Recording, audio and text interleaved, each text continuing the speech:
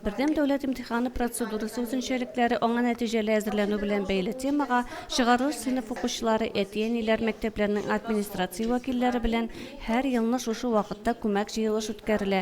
Bıyıl мұндай şara Müslim gimnaziyası bazasında uyuşturuldu. Bu jıyılışta indi biz birinci şiratda etiyenlərni ham oquşlarını normativ bazı bilan tanıştıramiz.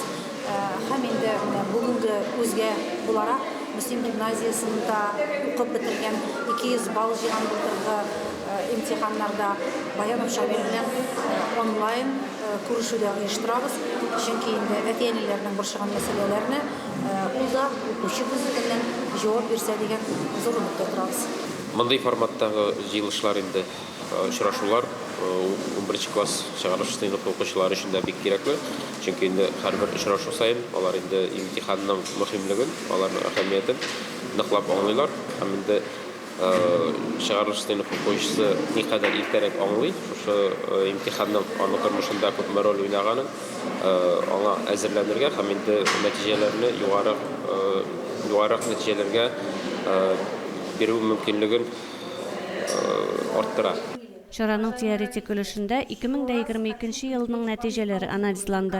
Йомгаклау аттестациясының норматив хокукый документларына күзәтү ясалды. Имтихан тапшыру тәртибе аңлатылды. Гамәли өлеш 2 имтиханын 200 балга тапшырган гимназия укучысы Шамил Баянов белән онлайн очрашу рәвешендә башланып китте. Ул имтиханнарга ничек әзерләнүе, билимнәрен нинди ысуллар белән ныгытуы турында серләр белән уртаклашты. Что зависит только от тебя самого. Ну, не совсем так, на самом деле. Есть много этих влияющих факторов наружных. Ota-analar һәм укучылар өчен аерым практик шөгыльләр әзерләнгән иде. Мәгариф идарәсе җитәкчесе Лилия Хабибуллина шығарылыш сыйныф укучылары белән тренинг үткәрде. Мәктәп психологлары Лейсан Халиуллина һәм Ойслу Кашапова әтияниләргә үз киңәшләрен бирде. Төрле ысуллар белән стрессны йөгәнләргә, балага ярдәм итәргә өйрәтте. Быелгы шығарылыш укучылары һәм әтияниләре белән быел беренче тапкыр шушындый форматта очрашабыз. Без инде аларга үзебезнең киңәшләребезне бирәбез, имтиханнарны уңышлы тапшырсыннар өчен. Алда сезгә уңышлар укучылар. Без 2нче елга, 2023 елда 3 фәннән 7 бирәчәкбез.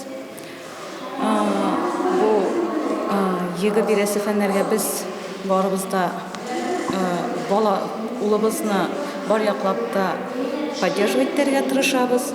Имтиханнарга әзерлек белән бәйле эшләр ел дәвамында туктап тормый. Бүген алган киңәшләр дә әлеге җаваплы кампанияны уңышлы үтү өчен тагын бер этәргеч булыр дип ышанасы килә. Гөлназ Җәлилова, Динар Нуртдинов, Муслим телевидениесе.